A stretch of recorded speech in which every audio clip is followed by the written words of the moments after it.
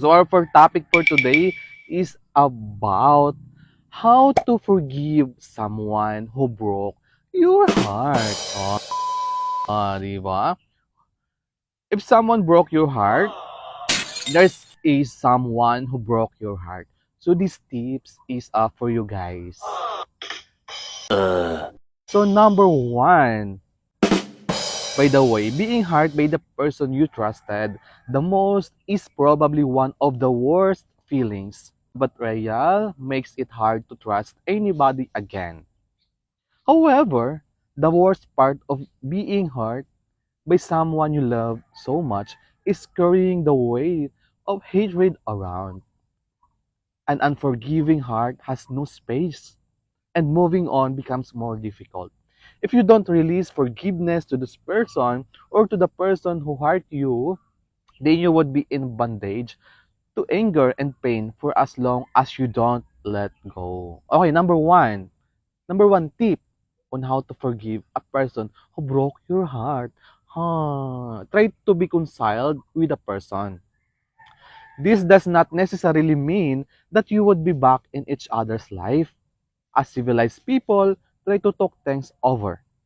This way, both of you would be able to express thoughts and heartaches. This may be necessary for proper closure or whatever relationship you had, in case there's no chance to restore it.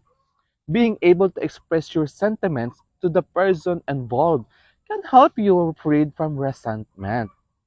With this, you can release forgiveness sooner. Remember this, guys. Number two, decide to forgive daily. Forgiveness does not happen overnight. That's right. Once take time to heal. So you need to be patient in the restoration process. This does not mean you have to wait for long of this does not mean you have to wait for your wounded heart to be healed to forgive the person who caused you pain. Just like love, forgiveness is a choice. When you wake up each morning, convince yourself that you have already forgiven him or her. Even if you don't feel it yet, believe that you are in the process of getting here or getting there. Next, pray for the person. Blessing the person you hurt or blessing the person that who hurt you through prayers is understandable hard. Of course, it is not easy to pray for good or things to happen to someone you resent because deep inside you think she or he doesn't deserve them. However, believe it or not, this act of humility and selflessness will bring you greater benefits. Yan. This is the main reason. You may not realize it, but actually, your heart towards the person is gradually changed. As you pray for that someone sincerely, God helps you see him or her thoughts, his eyes. Ah, God helps you see him or her through his eyes. And your hatred is slowly turned to compassion. This will result in inner peace. Next, stop thinking about how the person hurt you. Constantly remembering the past makes it hard to let go and forget. As you keep in reminiscing how you got hurt, your resentment is being reinforced and your anger keeps growing. Di ba? Ang ganda. To stop this being to stop this from happening, control your mind and filter your thoughts. Whenever the memory starts to creep in, consciously shun it away and find someone else to focus on. Forgetting becomes easier and forgiveness follows. Next, focus on the positive side of the person.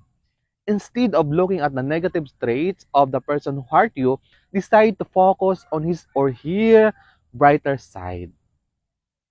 If the person was able to cause you so much pain, it means she or he was or is someone you value much. For sure, he or she has a good qualities that you like.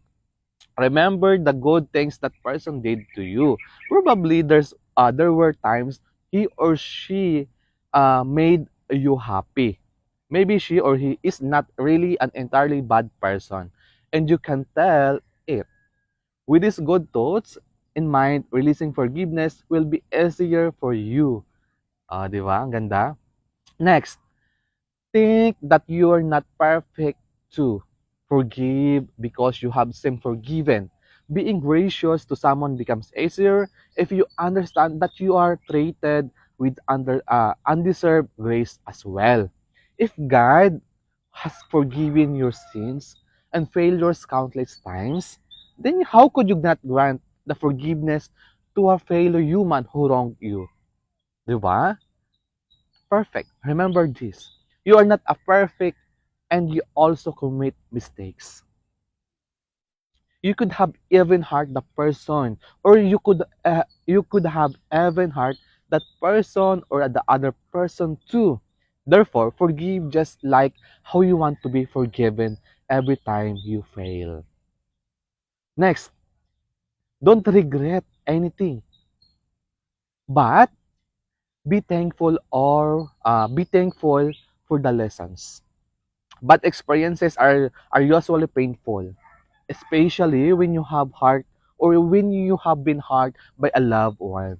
However, don't forget or don't regret letting that person into your life. She or he could be hurt you, but surely you've also shared good moments together. Memories, the good memories that you've shared together. Be thankful for the good memories and lessons you've learned with that person. Di ba? Don't wish you never met him or her. Remember. Next, forgive yourself or forgive for yourself. We need to forgive ourselves. One of the reasons why would you want or one of the reasons why you would want to forgive yourself. Forgive because you want to be free from the burden of resenting someone and you deserve peace. Forgive because you want to move on and you deserve to be happy. Di ba?